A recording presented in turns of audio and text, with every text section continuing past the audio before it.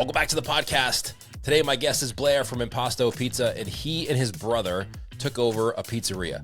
They did a unique thing, though. A lot of times you hear about people starting a pizza shop from the ground up or taking over a second-generation place and changing everything. They took over a pizza shop, kept the name, and they kind of wish they didn't do that. And we talk about why, what they had to fix, and how they're doing things a little bit differently now with this location. We also talk about how they got started with marketing, using Instagram, doing video. I give them some suggestions on what I think they should do. And then also we talk about the Slice family membership and how the phone system works for Slice and the register and everything that Slice incorporates into their business that helps them grow. Great episode. I think you're going to enjoy this one, whether you're started already or you're looking to get started. This one's going to be a lot of information that you can use to leverage their mistakes and what they're doing great to grow your pizzeria. Let's get right into it. Okay, welcome back to the podcast, everybody. Bler, thanks for joining me today. I'm excited to talk to you. Thank you for having me, Bruce. Appreciate it. I know you guys are kind of doing some cool stuff. So give everybody who's watching, you and I chatted a little bit before we started the podcast, but people who are watching on YouTube or listening to the podcast, give them a little background about, where you are and the name of your pizza shop and what you're up to. All right, so my name is Blair. My brother Al and I own Imposto's Pizza here in Hoboken, New Jersey. Um, we're a family-owned shop. We opened back in 2020, like right in the middle of the pandemic. It was a crazy start, but like just learning every day. We're here. We're still here 5 years later. So we just try to do the best pizza we can, give the best service we can, and we really focus on doing that local touch and like that essence of like we're the owners ourselves and we work here. We talk with the customers, we interact with the community, and I think people that really like resonates with people, Yeah. and I see a lot of the same faces, and that tells me it's working. How long what did you do before you guys opened? Were you working in a pizza shop? So yeah, my dad owned the pizzeria actually like 5 blocks up from where we are. Okay. It was Giovanni's Pizza. So he's had that since I was like he took it over in 2001. So I was born in 98. So literally Wow. I grew up there. My my brother Al, like we both grew up working there. Like we've been doing like actual shifts there since we are probably 11 or 12 years old. So That's we've great. been we're like born and raised in the pizza business. So you And grew up in then the yeah, pizza business, like you knew every aspect of it. So you were probably looking for a pizza shop to buy before 2020, right? yeah, we're looking for a couple years, and then um we found Impastos, and we just jumped on the opportunity. Was it called Impastos when you bought it? Yeah, it was called Impastos before we bought it. It's been here I think since like the mid 90s, I want to say.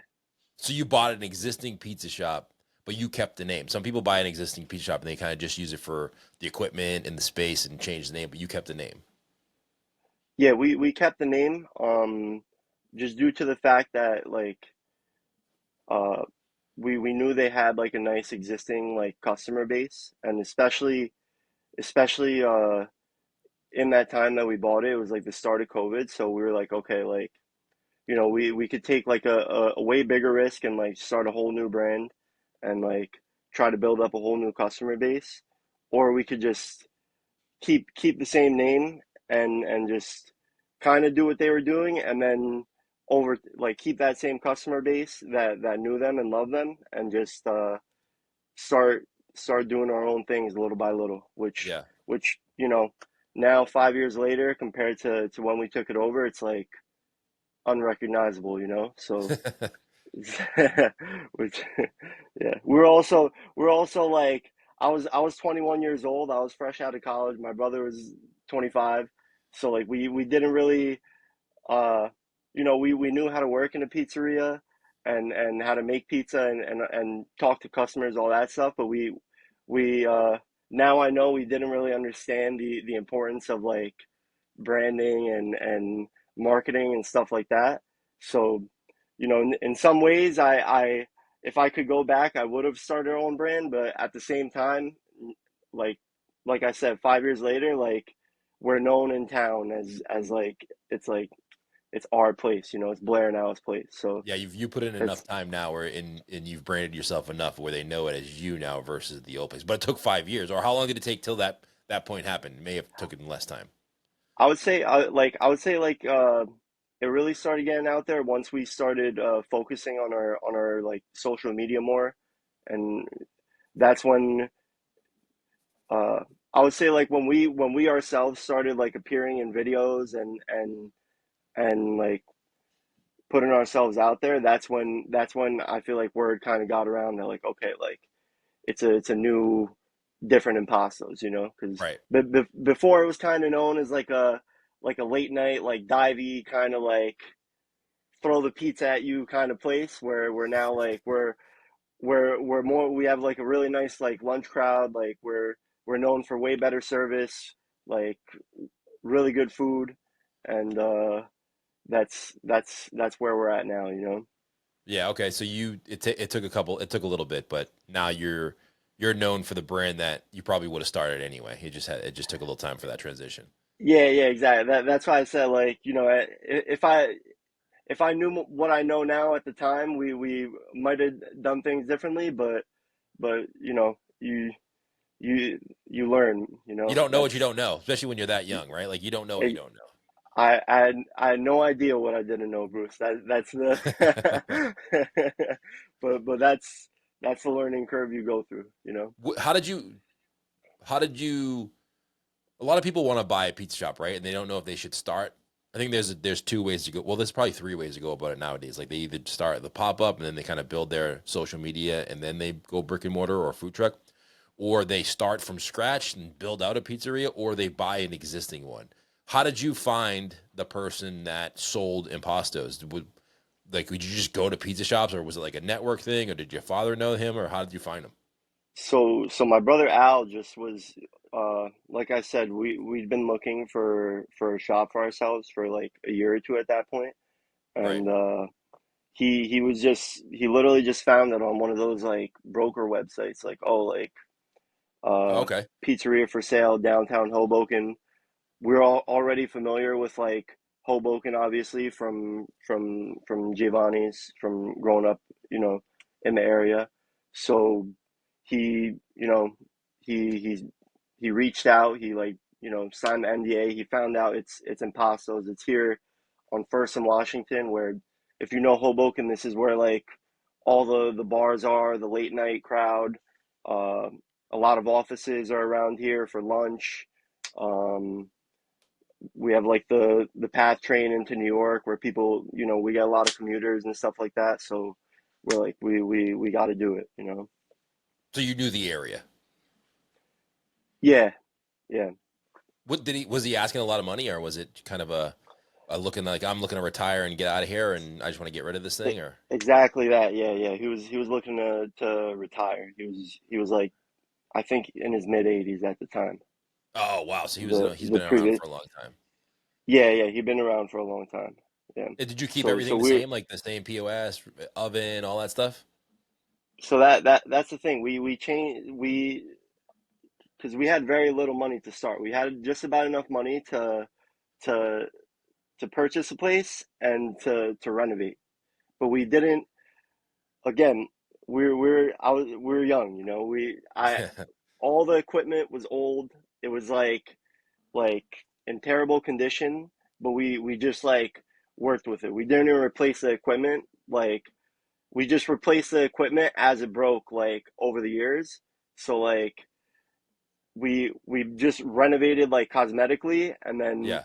like reopened, you know. So So you just yeah, 'cause that's what I mean. Especially when you're buying when you're purchasing a business, you have to pay for the business itself, and you're really paying for the equipment and the goodwill from the customer base that it already has, right? So that's kind of what you're paying exactly, for. yeah. And then you just use that to, all right, the next step for you guys was to just operate the way it is with a little, a little paint and coating on it. And then as the equipment breaks down, we'll just replace it with the money that we're making from operating.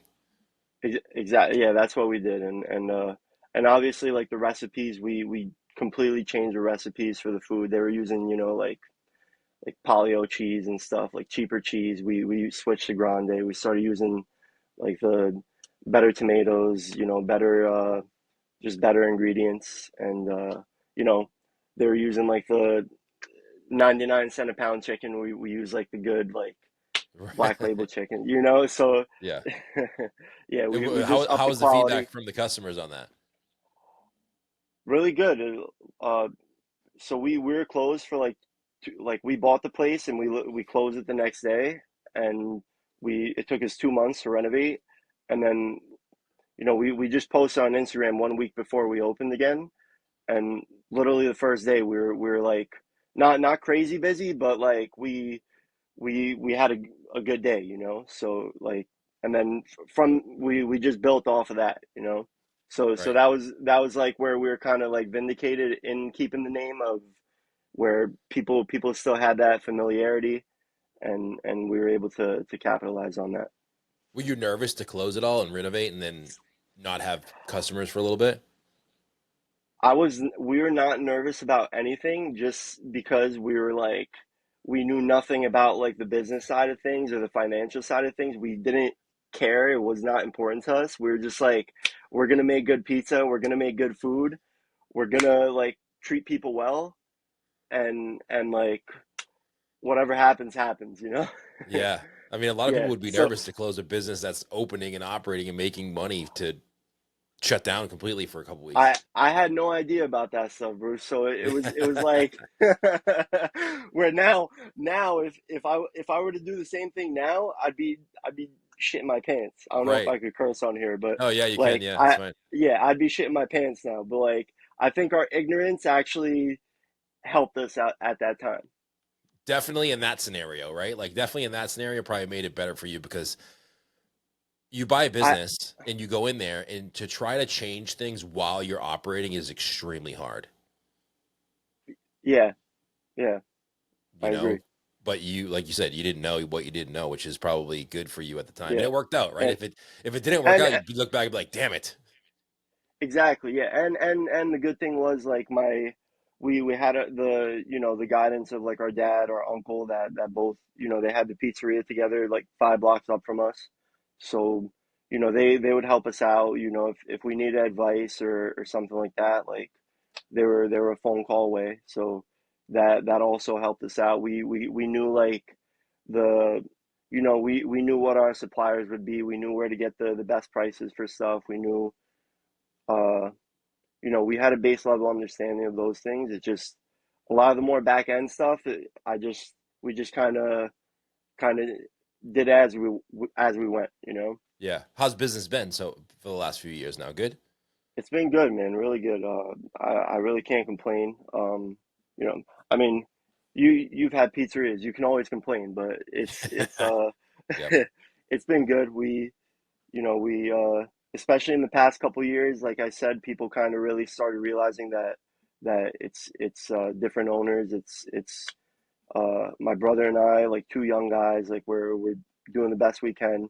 Like word of mouth spreads. Like people know we have good food, good service. So that that's helped us out. We picked up a lot of like catering clients in the past couple years, and it's been good.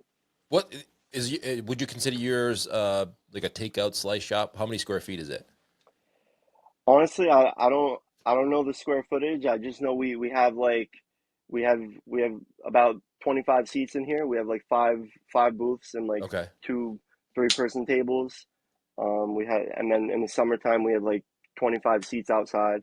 So our kitchen is small, but our basement like prep area is huge. Like it's about the size of like the same size as the pizzeria is upstairs. So it's it it's a good space. It works for us, And you do slices too, like slices and to Yeah, go. we do buy the slice. Our lunchtime is mostly like slices. We have our lunch specials where we do like sandwiches, like soups, um, that have been going really well for us. And then dinner time we do a lot of like pickup. We have a lot of people coming home from the from the city passing by us. So we do a lot of pickup, a lot of delivery, um, and then we have our catering as well that uh that helps us out. Do you do your own delivery or do you have the third parties?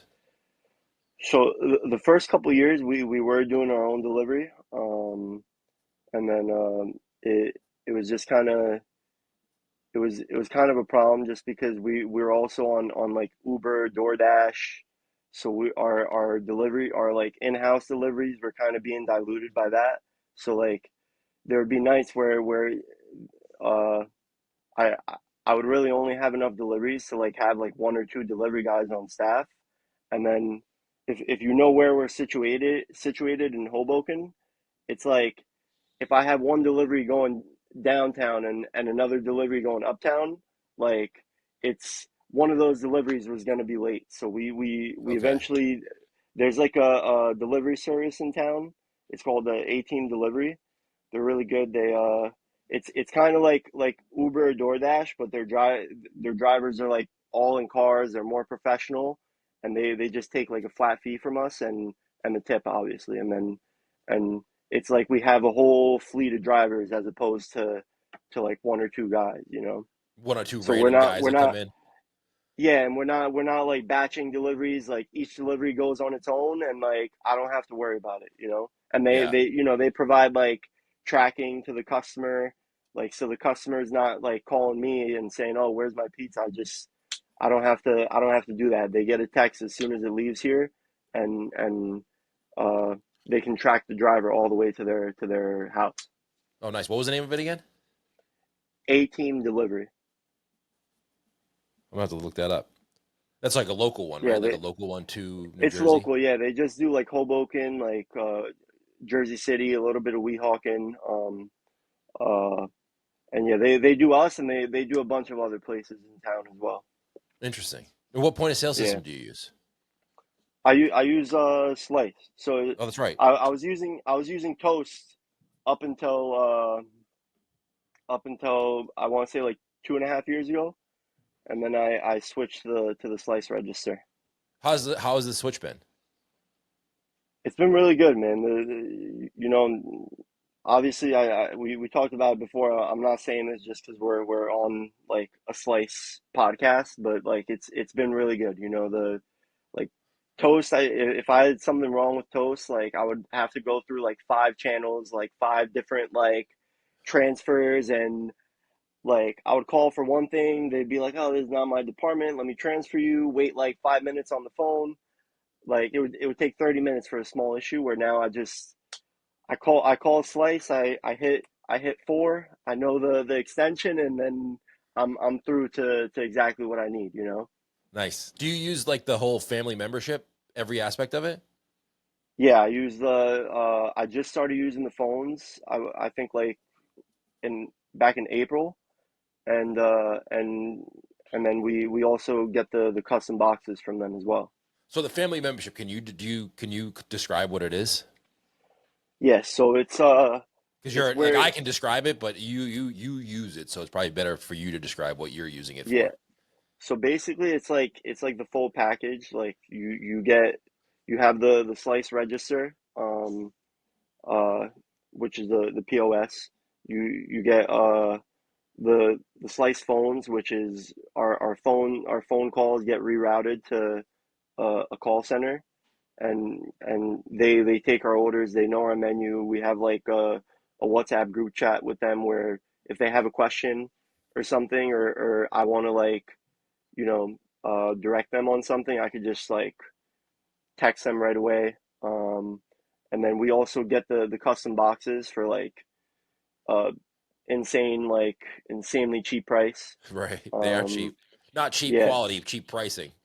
cheap pricing and good quality. Like Yeah. it's like the thicker like corrugated like cardboard. Like a regular person listening to this won't like get that, but like if you work in a pizzeria, like Yeah. like when you're making the boxes, they don't like you don't get paper cuts. It's like that Yep. type of it's that Totally type get of that. thing. The pizza shop down the street Yeah. from me. So there's a pizza shop near me, and they use those boxes. And the pizza's like not the greatest pizza in the world, so I'm not going to say the name, but it's like one of those pizzas that's comfort food, and it's like what I grew up with, so I like order from there once in a while. And they use those flimsy boxes that's The one clay. ply, yeah, and it's Oh, horrible. It's dude. like I can't even close it. I open the pizza box, and then I can't close it again to put my pizza away. Oh my God, man. It's like I hated those boxes. I hated like I'm so happy. And the thing is like again, like I I would be happy to pay like what I was paying for those boxes for like the slice boxes I get now, like the custom ones with like our Right, branding and stuff. So I would have been happy to pay that price, but I'm paying a cheaper price. So like it's even it's better. like yeah, yeah, That's great. That's good to hear. I mean, yeah. I'm glad to hear that. Now, I'm curious about, as I've talked to a couple people. I talked to Ace on a previous podcast about the call center, and a lot of people have asked about this and have questions about it. So, do you mind talking about how it worked for you for a minute? Yeah, so basically there's a the Slice has a call center in I think it's in Kosovo. Yep. Uh so basically if you call Impastos, uh our phone doesn't ring. It goes straight to the call center, and then but they answer the phone just as if like they're here in the restaurant. Like they say Impastos Pizza, how can I help you? Uh Do they answer the phone how they you tell them to answer the phone? Yeah, we had like a whole like hour and a half long call before like on like during the onboarding process for So that. just like you're And training like someone who's working in the pizzeria to answer the phone, like, all right, this is how I want you to answer the phone. This is what you say. This is how yeah, you do it.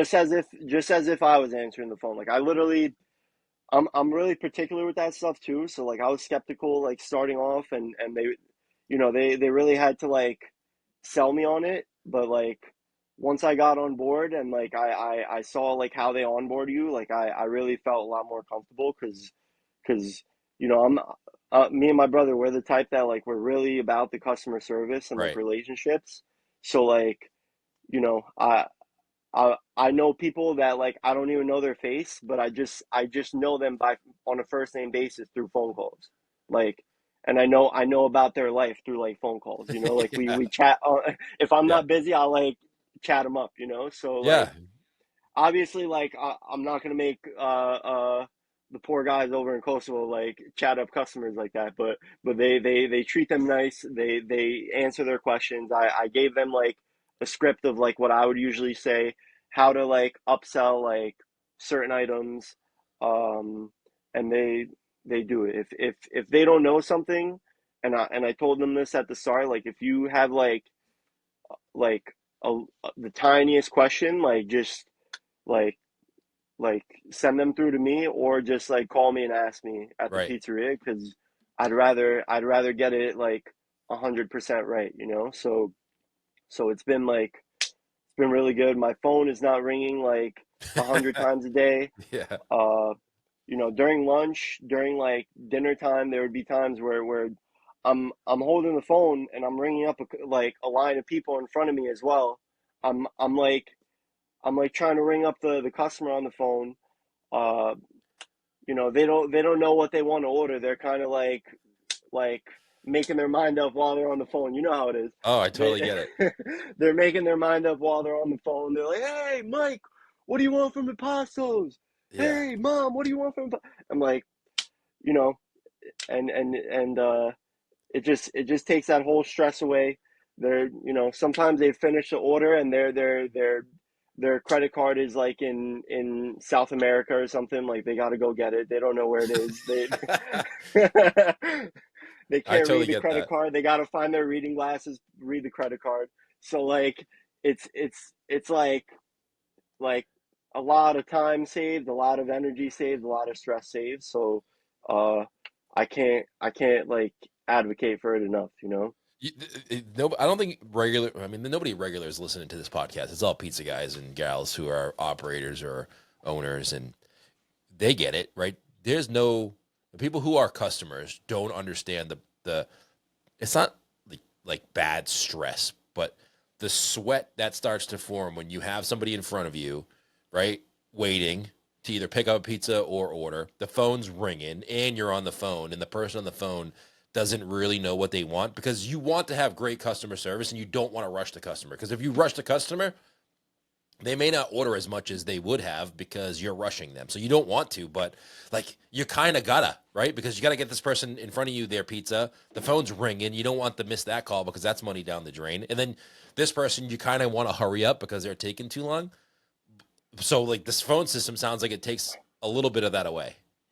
Yeah, not a little bit, a lot, Bruce, a lot. Like it's like I'm just only getting online orders now, where I don't like, I just literally just, the ticket prints out, it goes to the pizza man, it goes to the kitchen, and like that's out of my hands, like Yeah. it's yeah. And It, for I also like instructed them, like if it's like a, if they asked, if they asked for Blair or Al, like just put them through. yep. Um, because we have certain customers that like specifically want to talk to us, and then we also, for any like bigger order, like catering orders, stuff like that, I like to handle that stuff just because, we know our scheduling, we know like Right. how much lead time we need, so that kind of stuff I handle still. But like the mundane, like everyday calls, like they handle it, and it's like it's awesome, man. That's part of the membership, right? Like the family membership. Yeah, that's part of the membership. You get Yeah, that, the boxes, the register, and when that's a you good sign deal. up for the membership, they give you a better rate on the card processing, That's right. than if you just have the register. So it's it's uh it's good. It's really good. And one final question. This is gonna sound like a huge plug for family membership. I'm just talking about it, right? Like I'm just talking to an owner about it. Yeah, I've yeah, talked. we're not. Obviously, this is I'm not being sponsored by Slice for yeah, this. I'm not a just not a paid spokesperson for I'm Slice. We're giving just talking my about yeah. experience. Yeah, And yeah, I yeah. told before the podcast started, like if there's anything that you need to fix on it, like don't be afraid to. Just because this is the Slice podcast and how you slice it doesn't mean like you can't be honest, and you're being honest. So one last question I have about it: is it the same people who answer the phone? I know there's like a rotation of people, 3 to 5 people on rotation. Is it the same kind of people mostly?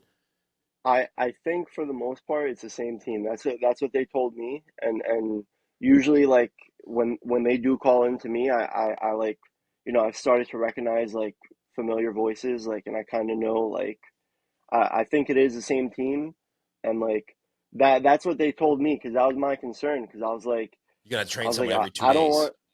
Yeah, like I have like, I don't have the most complex menu. It's a pizzeria menu, but like I have certain items that like are different from like the typical pizzeria food, or like they're just specific items, like a buffalo chicken wrap.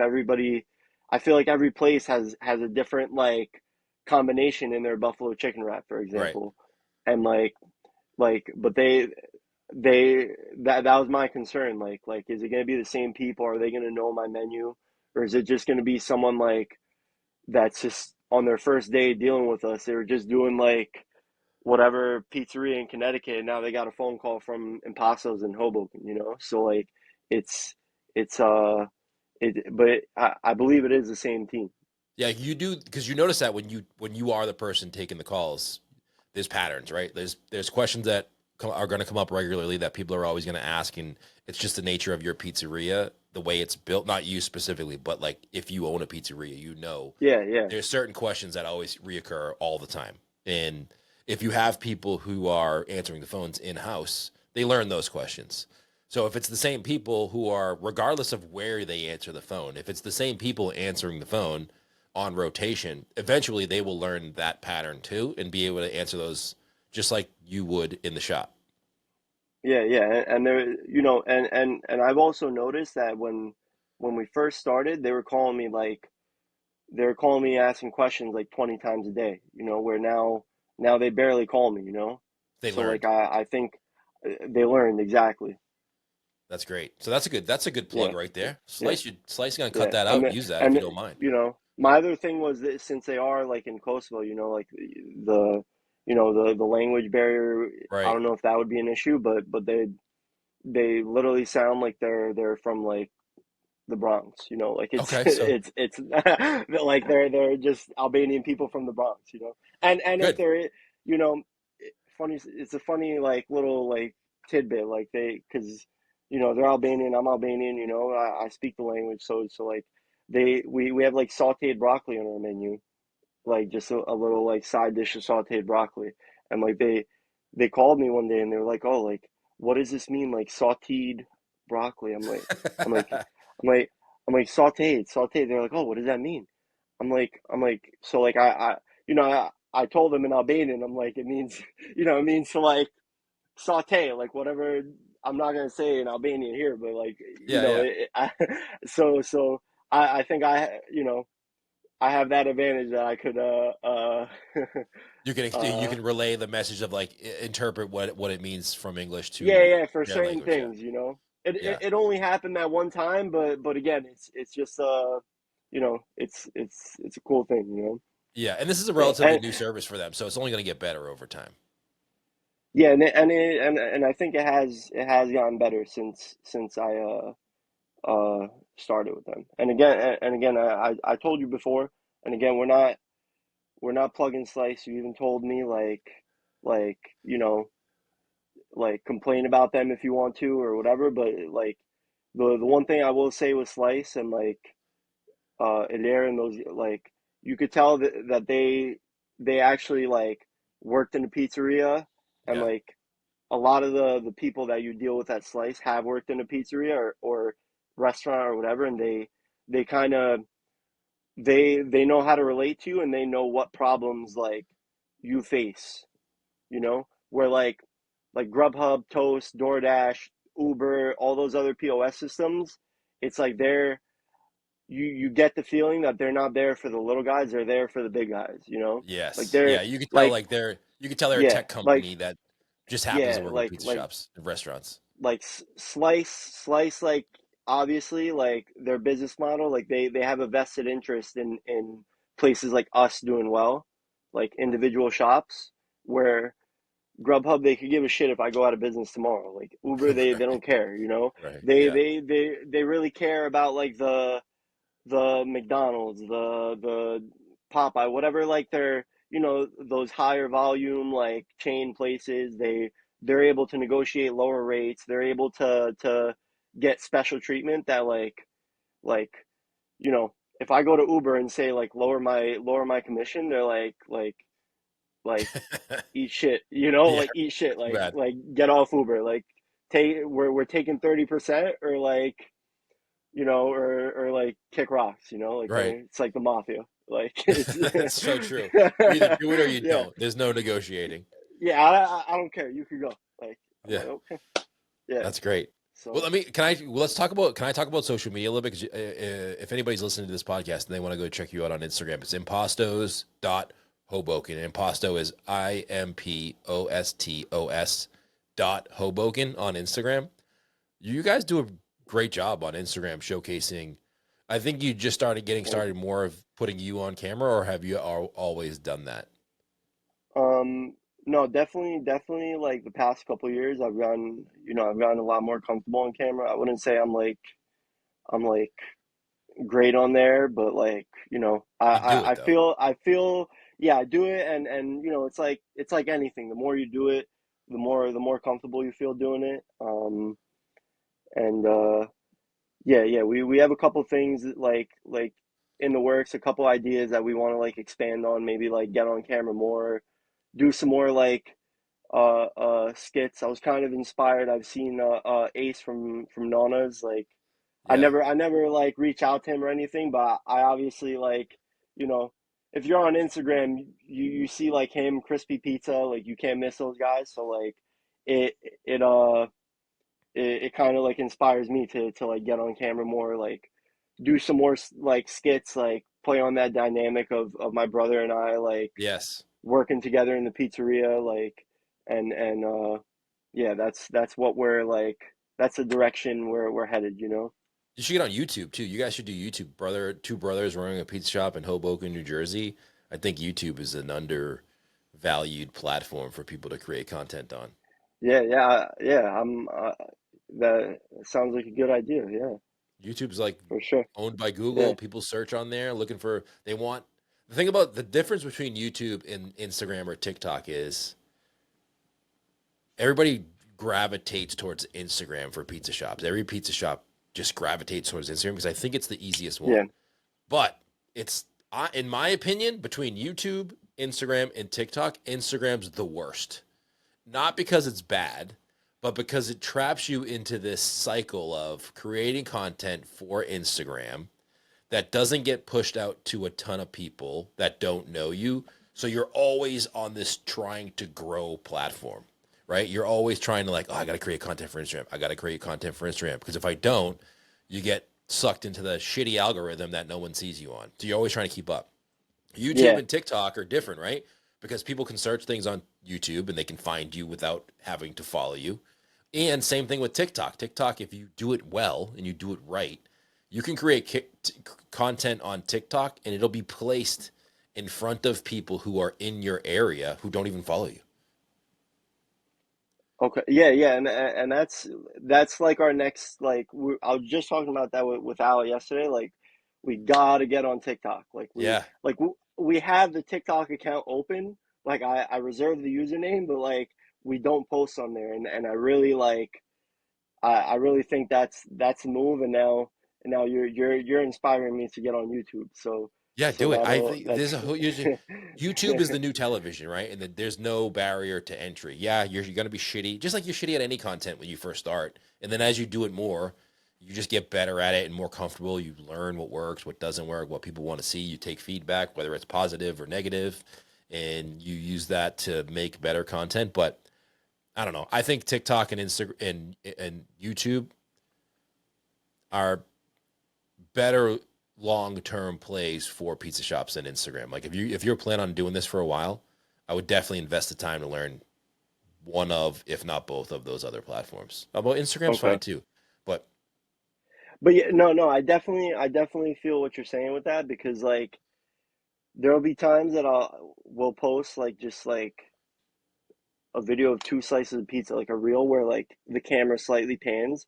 That yeah. video will get 3,000 views. And then like a video where like I'm talking, I'm like whipping a pizza, or like we're doing something funny or something, like it'll get like 700, and I'm like, what the fuck? Like Yeah, I what put happened? way more effort into that than Yeah. than the other thing, you know? So yeah, Well, if you have any questions I about agree. that, I think, message me off after the yeah. podcast and I can give you Yeah, I tips definitely and will be. I definitely will be. Yeah, some like inspiration for that. But yeah, I'm trying to get all yeah. Thank pizzerias you. on YouTube, even though 1% of the pizzerias that I talk to will actually do it because it's not easy and it's hard. But I do think that like long term wise, people want. Have you ever heard of the? Do you watch YouTube at all? Um, no, I'm in the pizzeria all day, man. I don't, I figured. I I don't figured. really, yeah, I don't really watch YouTube. If I do, if I have time at home, I'll watch like, I mainly watch like sports when I have like free Yeah, time. yeah. So like, that's yeah. But But yeah, if I'm definitely gonna check it out. yeah, I know you probably like I don't fucking watch YouTube. I'm in the pizza shop all the time. I don't have time to do that. But people Yeah, want to yeah, get people to like have episodic stuff that they can look forward to every single week because with all these streaming platforms and all these yeah. cable kind of Now, becoming old, like YouTube's a new cable. let me ask you. So, what do you think about like just like email marketing, like doing your, because I had on Slice, they do like email pushes, like I get the Yeah, data from them, but like they also, that's another thing from the Slice register, they provide me with like the email addresses of the people who order, like I have that information. So like I've been thinking about like doing like getting into like the email marketing, like just sending like an email blast out like once a week, or whatever. Just like, I don't know, what's your take on that? I love email marketing. I think it's a huge undervalue. A lot of people collect emails, but they never send any emails. So the thing with that is Yeah, you want to, as soon as you start collecting emails from people, you want to start sending emails right away. Even if it's like, hey, we don't have anything for you this week. Just wanted to just let you know we're still here and say hello. Even if you don't have a special, just a quick email so they don't forget that they signed up. But I look at marketing this way.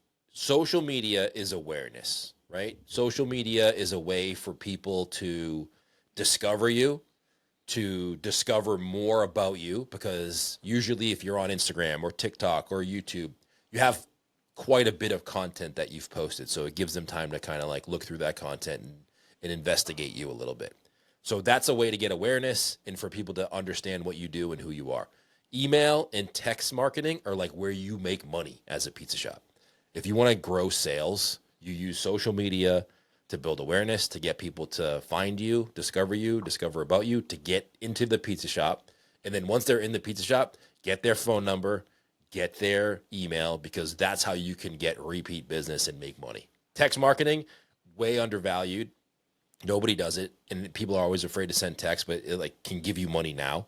And then email is a way for you to communicate with your customers over time consistently. Okay. I would get on that Yeah. right away. Like send an email once a week, be consistent with it. You know, if you do deals or offers, not a lot of places want to do that, but if you do have, new specials, new pizzas, new promotions you're doing, new events, like email's a great tool for that. Okay. All right. Yeah. Yeah. Because that's like that's been on my mind lately. Like just you know like putting that out there, and like you said, even if it's not like a special or something, like I just want to like send the email. Because I have other places. I order from other places in town. I live in town.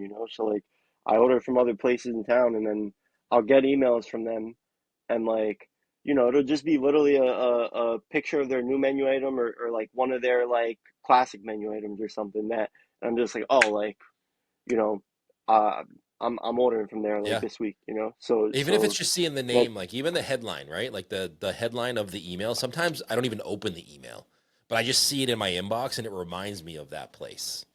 yeah, yeah, yeah, yeah, exactly, exactly, that's how that happens with me all the time.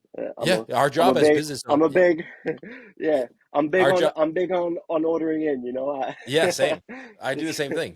Like our yeah. job as business owners is to get as many people as possible to know what we do, and then deliver on the promise when they order from us, right? Like we make promises on social media, we make promises in email and text. When they come in, we want to just deliver on the promise of the reason they came in. And then you want to get as many people as you possibly can to know what you do and who you are. And social media, YouTube, email, text, those are all reasons. Either you're reminding them or they're discovering you. Okay. All right. Yeah, good, good. But you guys do a good job. Like if you go to Yeah. your Instagram, if people listening right now, go to your Instagram. You do a really good job of what I tell people to do, which is some people overdo the photos of food and it's just photos of food and there's no personality. And some people overdo the personality where it's all videos and no food. You do a good job of mixing it up. I would like to see a mixture of like, all right, who am I going to talk to when I go in there? But also, what am I going to order when I go in there? I don't want to just go to your Instagram and see no food whatsoever, because how do I know what the pizza looks like? Yeah, yeah. I've seen a lot of those where they just do a lot of skits, and I like It's I funny. don't even really know like it's funny, yeah, yeah, but like you're not a comedian, Exactly. Like, are you're you a a comedian? Are you a you're a food creator, or are establishment, you a pizza shop? Yeah, yeah, yeah. But So yeah, this is I good. agree on that for sure. That's what we like try to do is just have like a good mix of things on there. Yeah, it's hard too, because like you guys are So operating the business, right? You guys are in there working, making pizza. Is that how it goes? yeah, yeah. We have like a really solid team now. I've had the same guys for like about almost like 3 or 4 years now. Like That's great. COVID years, it was like I had so many people that would come in, like work a couple days, and then I come in the morning and they like just like, is he showing up? Is he showing up? And Yeah. just that was a tough time. We were doing like we say we were doing 9 days a week at that time because me and my brother we're working 7 days, and then also Friday and Saturday we're open late night till 3 in the morning. Oh wow. So we'd be here from like 10 a.m. till 4 a.m. the next Jeez, morning, and then wake up and do it the next day. So that's crazy. yeah, yeah. But that's When good though. when we first What was that? No, go ahead. What were you gonna say? No, I was just gonna say, like, when we first were able to have enough staff just to be able to take one day off each, it was like amazing. That's Yeah. great. I mean, Man, but that's like, but you're 5 years in now, so you probably have a little bit better of a system and have a little bit better figured out if someone does leave, or it sounds like you have your guys now that are, or girls, I don't know who they are, but your team there that's been there for a while, which is great. Oh yeah, yeah, yeah. Now, like we're solid, and like you said, even if someone does leave, like we have the systems in place, and like the operating practices. I would say that like we wouldn't miss a beat. So I'm thankful for that. I also As we, I have my mom oh, helping us nice. out too, my dad. So we have that base as well. My mom's actually making pizza right now as we speak. So getting That's ready for the great. What's as we day. wrap it up here, what's one piece of advice you'd give someone who's listening to this who wants to start a pizza shop or buy one or is looking to get started? I would just say like don't underestimate like the amount of work you got to put in, the amount of hours, the amount of effort. Um, just don't underestimate that. Don't think you're just gonna walk in and like start making money and start like living lavish right away. It's a grind, but if you do the right things and you have the right mindset, uh, and you understand the value of working hard, like you're gonna make it. Great advice because it is a lot of work. And it's a lot more work than people understand if they've never worked in a pizza shop or owned one. For sure. You know that. Yeah. Yeah, absolutely. All right, I'm Yeah. going to give out your Instagram here. Impostos.hoboken on Instagram, impostospizza.com. Go check out what Blair is doing. Your pizza looks great. I'll be stopping in next time I'm in Hoboken, next time I'm in New Jersey. Probably going to be in the city in a few months. Maybe I'll try and hop over there and say hello. Yeah, for sure. Let me know. Let me know. Appreciate it, Uh, man. Thank you so Stop much by for tuning anytime. into the podcast. I mean, listening and joining me on the podcast. It's been great talking to you. All right. Appreciate you, Bruce. Thank you, man. Thanks, Blair, for joining me on the podcast. Thank you for watching. I appreciate you hanging out with me here. Everything that we talked about, we'll link in the description below this video. If you want some information on how Slice can help you, if you want to get caught up in the boxes, the Slice phone, the register, the online ordering, all of that great stuff, we will link up everything in the description below this video. Go check it out. They're really here to help you build a better pizza shop and a more profitable one so you can focus on running the shop, making good pizza, talking to your customers, and we can help with everything else. Go check it out in the description below this video. Thank you so much for tuning in. See you next time.